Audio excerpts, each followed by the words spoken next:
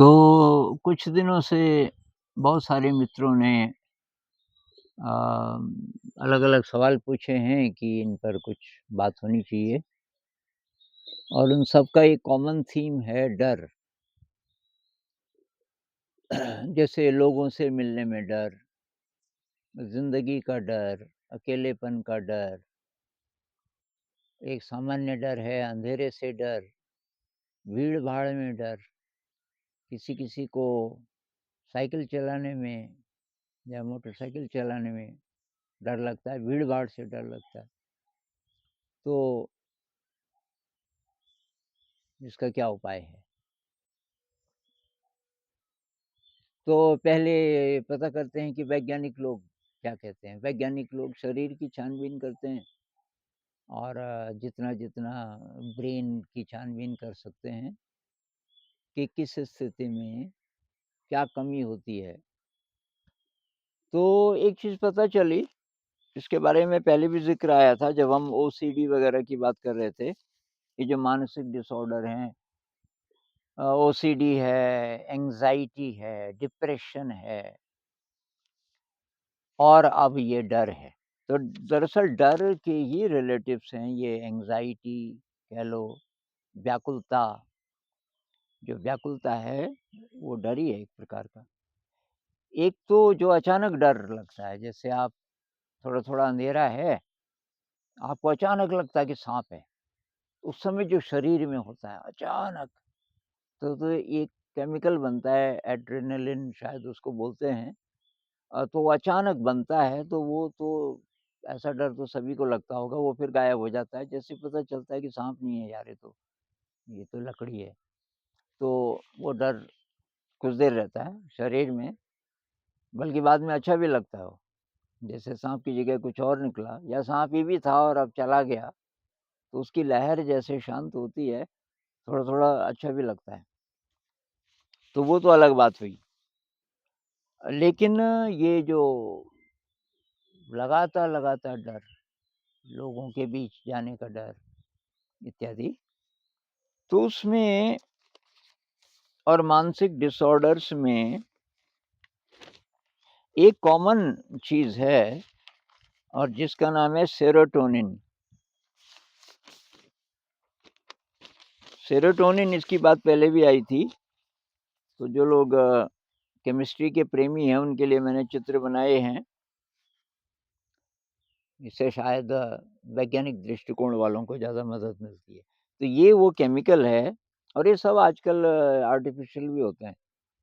फिर मैंने दवाइयों का पता लगाया कि ये दवाइयाँ कौन-सी देते हैं डॉक्टर लोग और उसमें क्या होता है। मतलब किसी को डिप्रेशन है, एंग्ज़ायटी है, ये डर वाली प्रॉब्लम लेके कोई डॉक्टर के पास चला जाए, तो वो जो दवाइयाँ देते हैं, वो दवाइयाँ यही करने की कोशिश करती हैं कि कैसे करके हमारे ब्रेन में ये सेरोटोनिन एक न्यूरोट्रांसमीटर है, तो ये ज़्यादा बने। तो एक तो ये है, एक इसी के आस-पास के और चीज़ें भी हैं। एक है डोपामाइन, डोपामाइन ये वाला। एक और है जिसका नाम है गाबा और गाबा ये है ये मेरे पास बहुत सारे कागज़ हो गए, ये वाला, ये गाबा है। एक और मैं दिखाऊँगा आपको जिसको ऑक्सीटोसिन, इसका मैंने स्ट्रक्चर नहीं बनाया, बहुत बड़ा है इसका अणु। तो ये ऑक्सीटोसिन है जिसको लव हार्मोन बोलते हैं। लव हार्मोन, जैसे माँ बच्चे को दूध पिलाती है तो उस समय माँ के शरीर में ये पैदा होता है। मतलब लव की फीलिंग, कंपैशन की फीलिंग, करुणा की फीलिंग। और ये जो मैंने बाकी दिखाए तो प्लेज़र और हैप्पीनेस, और ये जो गाबा है तो शांत भाव। जब ज़रा शांति, संतोष महसूस होता है तो, और ये सारे के सारे रिलेटेड हैं एक-दूसरे से।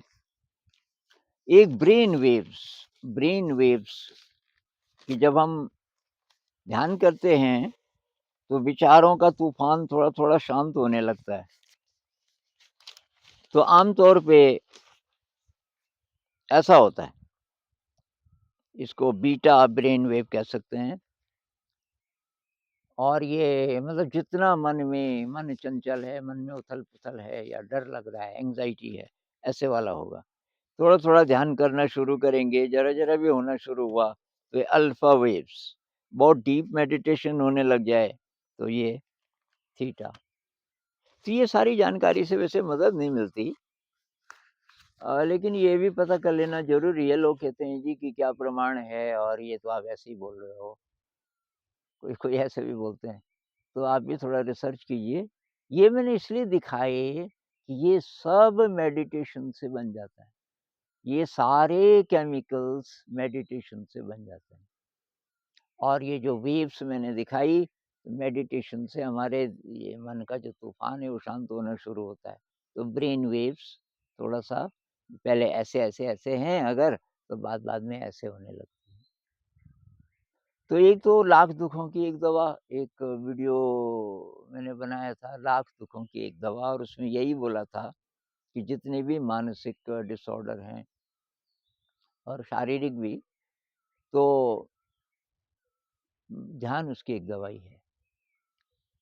प्रॉब्लम ये है कि अगर आप लाइफ़स्टाइल को चेक नहीं करेंगे और चीज़ें नहीं करेंगे, अब सोचेंगे कि भई अब जैसे मैं बाकी तो मैं नहीं बदलूँगा पर केवल ध्यान भी कर लेता हूँ, तब ये इफ़ेक्टिव नहीं होगा।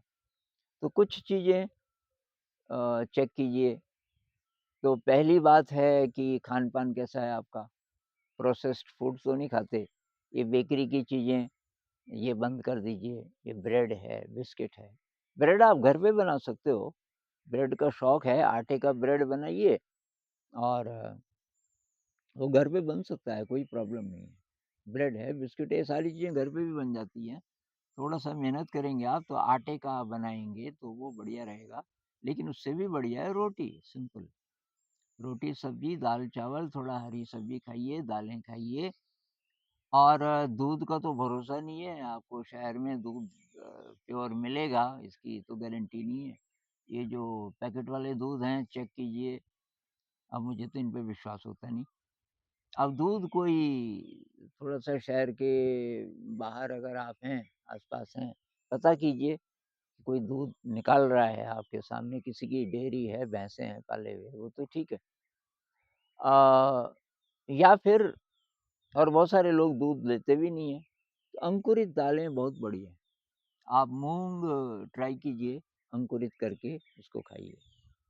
जवान लोगों की एक बहुत बड़ी प्रॉब्लम, उसपे अलग से मैं बात नहीं कर पाया, ये जो ब्रह्मचर्य की वीकनेस है, ख़ासकर लड़कों में, तो कि ये जो एनर्जी है, ये काम वासना आजकल हर जगह काम वासना भड़काने वाली चीज़ें हैं।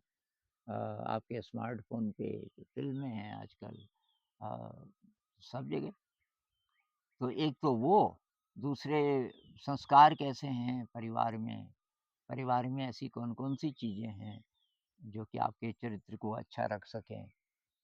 जैसे मान लीजिए कहीं पूजा होती है, इस तरीके के अनुष्ठान होते हैं, इस तरीके की चर्चाएँ होती हैं, क्रिएटिविटी है ज़िंदगी में। तो अगर इसकी भी कमी है, अ, तो तब क्या होगा कि ये बच्चों को गाइड करने वाली जब कोई चीज़ नहीं रहेगी तो भटक जाता है। तो भई ब्रह्मचर्य का पालन करना ज़रूरी है जितना भी हो सके, उसमें क्रिएटिविटी मदद करेगी। तो क्रिएटिविटी कीजिए। एक्सरसाइज़ करते हो कि नहीं? अगर बैठे ही रहते हो तो तब भी बहुत सारे डिसऑर्डर आ ही जाएँगे। तो स्मार्टफ़ोन कम से कम इस्तेमाल कीजिए। तो हम भी कर रहे हैं स्मार्टफ़ोन का इस्तेमाल इस समय, तो कम से कम उसका इस्तेमाल कीजिए आप। अब कैसे नियंत्रण करोगे अपने पे, क्योंकि आपके पास फ़ोन है, तो लोग लगे रहते हैं उसमें। पता नहीं कोई-कोई 6 घंटे, 7 घंटे तक भी। और मिला क्या? सोते समय पूछिए कि आज मैंने कितना यूज़ किया, उसका क्या फ़ायदा हुआ? तो ये तो भई आप ही को करना पड़ेगा कंट्रोल। ये बहुत खतरनाक चीज़ आ गई, बहुत यूज़फुल भी है स्मार्टफ़ोन, लेकिन ये बड़े से लेके छोटे, बच्चे से लेके बूढ़े सब फँस गए इसके जाल में। आप ही को बचना पड़ेगा। तो उसमें क्रिएटिविटी मदद करेगी। मेडिटेशन तो बहुत ज़रूरी है। अब बैठ के होगा नहीं कई लोगों से, जो कमज़ोर हो गए, मानसिक रूप से भी, शारीरिक रूप से भी, तो मन इतना चंचल है कि बैठ नहीं पाएँगे। वॉकिंग मेडिटेशन कीजिए। कुछ वीडियोज़ हैं मेरे चैनल पे, तो वॉकिंग मेडिटेशन कीजिए और कुछ और एक्सरसाइज़ेज़ उसमें मैंने बताई हैं। तो खान-पान ठीक कीजिए और ये मेडिटेशन ज़रूर करनी है। ज़्यादा देर नहीं बैठ सकते तो जितनी भी देर बैठ नहीं सकते तो चलते हुए।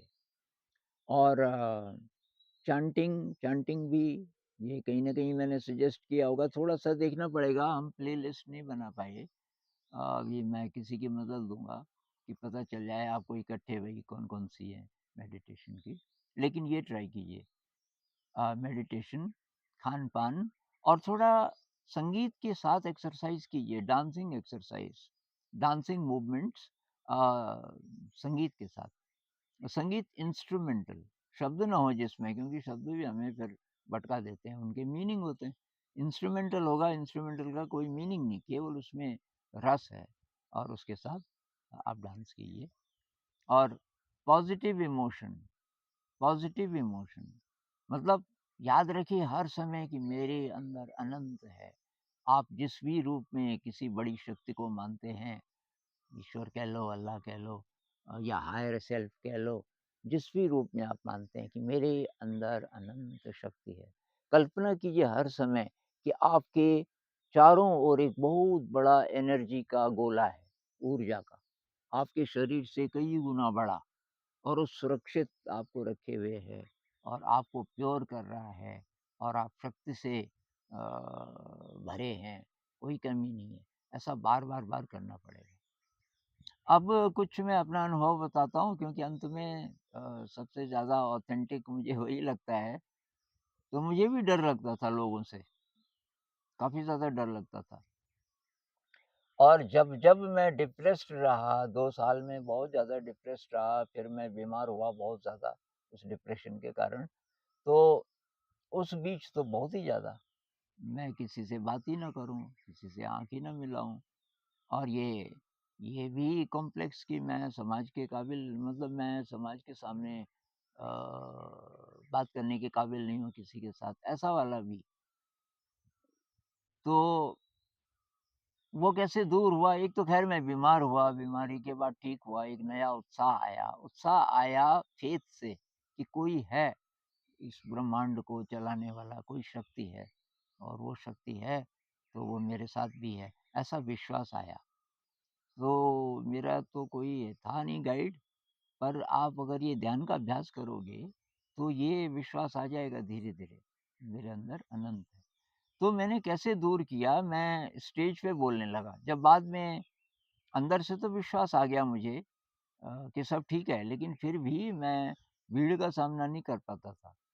तो मैंने मौका लेना शुरू किया जहाँ-जहाँ स्टेज है जैसे, और वहाँ मैं भी बोल सकता हूँ, तो मैंने ज़बरदस्ती आगे आने की कोशिश की। तो पहले शरीर काँपता था, फिर धीरे-धीरे और मैंने बर्नार्ड शॉ एक हैं, जो बहुत बड़े स्पीकर हुए, वो भी डरते थे पहले।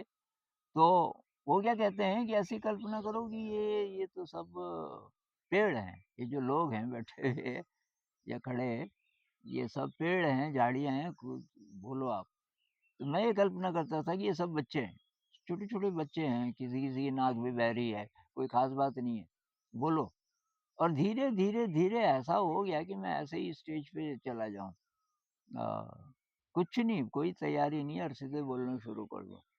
तो उससे फिर कॉन्फिडेंस आया, मैंने कहा मैं बोल सकता हूँ। 10,000 लोग हों, कितने लाख लोग हों, बड़े-बड़े प्रधानमंत्री बैठे हुए हों, कोई बड़ी बात नहीं है। अ, बिल्कुल सहज भाव से, डरना क्या है? सब इंसान हैं, सब मेरे जैसे हैं और मेरे अंदर अनंत है, अनंत शक्ति है। तो ये आपको करना पड़ेगा। जिस चीज़ से डर लगता है उसको थोड़ा-थोड़ा उसके पास जाइए। और थोड़ा जैसे अंधेरे से डर लगता है, तो जानबूझकर जैसे बाहर किसी को खड़ा कर दो और अपने कमरे को, अंधेरा अंधेरा है पहले से, उसके अंदर से कोई चीज़ ढूँढ के लानी है। बाहर आदमी खड़ा है, इस कोई आपका दोस्त है तो डर नहीं लगेगा। धीरे-धीरे, धीरे-धीरे अकेले कोशिश करो, डर खत्म हो जाएगा। ये डर तो स्विमिंग में भी होता है ना। अब पता नहीं आपने स्विमिंग सीखी कि नहीं, मैंने सीखी है, मेरे गाँव के नीचे नदी थी। मैं बहुत डरता था, 8 साल का हो गया था और बाकी सब बच्चे मेरी उम्र के सीख चुके थे और मैं उनके साथ जाता ही नहीं था नदी, कि कोई ज़बरदस्ती मुझे धक्का ना दे दे पानी में। तो फिर एक दिन मैं बड़े बच्चों के, मतलब मेरे भाई लोग थे 17-18 साल के, मच्छी पकड़ने जा रहे थे और उनके साथ मैं भी चला गया, वो नहीं चाहते थे मैं जाऊँ। मैं शायद 8 साल का था। मेरे भाई को बहुत गुस्सा आया, उन्होंने धोखे से मुझे एक चट्टान से धक्का दे दिया, नीचे बहुत गहरा एक तालाब था। फिर मुझे निकाल भी दिया और उस दिन मुझे भयंकर डर लगा। डर लगा और मेरे भाई ने बोला, "ऐसे मर जाएगा किसी दिन। नदी क्यों आता है तू? नदी मत आया कर, तैरना तेरे को आता नहीं।" उनकी बात लग गई मुझे, मैंने कहा मैं सीखूँगा। तो मैंने एक तालाब ढूँढा जो केवल इतना-इतना गहरा था, इधर से चढ़ूँ मैं चट्टान से, थोड़ा छलांग लगाऊँ, मुझे मालूम था कि इतना ही है, तो इसमें मैं डूब नहीं सकता। इस बीच बरसात आई और कब वो इतना गहरा हो गया मुझे पता ही नहीं चला, मैं वही करता रहा। वहाँ से छलांग लगाऊँ और ऐसे एक्टिंग करूँ जैसे कि मुझे आता है तैरना। एक दिन मुझे किसी दोस्त ने देखा, वो आ गया वहाँ, अचानक आया कि अच्छा तो यार कब सीखा? तो मैंने सोचा ये व्यंग कर रहा है मेरे पे, मैंने कहा सीख जाऊँगा, अभी सीखा नहीं हूँ। कि तू तैर तो रहा है? अरे मैंने कहा ये तो इतना ही है ना गहरा। उसने कहा मैं बताऊँ कितना गहरा है? उसने कपड़े उतारे और पानी में जाने लगा और धीरे-धीरे, धीरे-धीरे उसने हाथ खड़ा, उसका हाथ भी गायब हो गया और तब मुझे डर लगा। मैंने कहा यार ये तालाब तो इतना था ही नहीं। उसने कहा वो बात थी जून की, अभी तो जुलाई एंड आ गया तो ये इसमें पानी भर गया ज़्यादा, ज़्यादा नदी बढ़ गई। तब मुझे पता चला मैं तो सीख गया तो अब डर कैसा?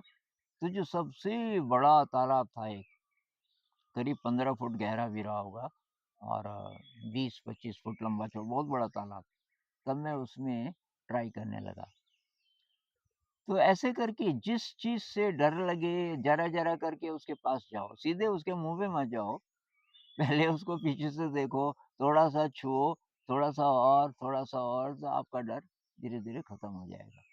लेकिन बार-बार अपनी ज़िंदगी को टटोलिए। आप ये अनावश्यक चीज़ों में शक्ति खर्च मत कीजिए, मोबाइल फ़ोन का कम से कम इस्तेमाल कीजिए और डाइट का ध्यान रखिए, एक्सरसाइज़ का ध्यान रखिए और दवाइयों से ये चीज़ें ठीक नहीं होती। कॉन्फिडेंस रखिए। डॉक्टर लोग जब जो ईमानदार होते हैं तो वो बोलते हैं भई कोई इलाज नहीं इसका। ओसीडी है, एंग्ज़ायटी है, ये जो मेंटल डिसऑर्डर है इनका कोई इलाज नहीं है। ये तो आप ही ठीक कर सकते हैं। बाहर से और कोई ठीक नहीं कर सकता। तो कॉन्फिडेंस रखिए। बहुत लोगों की प्रॉब्लम ये है कि जी बार-बार फेल हो रहे हैं कॉम्पिटिटिव एग्ज़ाम में। अरे छोड़ो उसको, एक वीडियो मैंने इसी पे बनाया था। जो लोग नहीं देते कॉम्पिटिटिव एग्ज़ाम तो वो नहीं जी सकते अपनी ज़िंदगी ढंग से। हज़ारों लोग हैं। क्यों इस चक्कर में पड़े हो? छोड़ो इसको कॉम्पिटिटिव एग्ज़ाम को, कुछ और ढूँढो। कोई तो स्किल होगा ना आपके पास।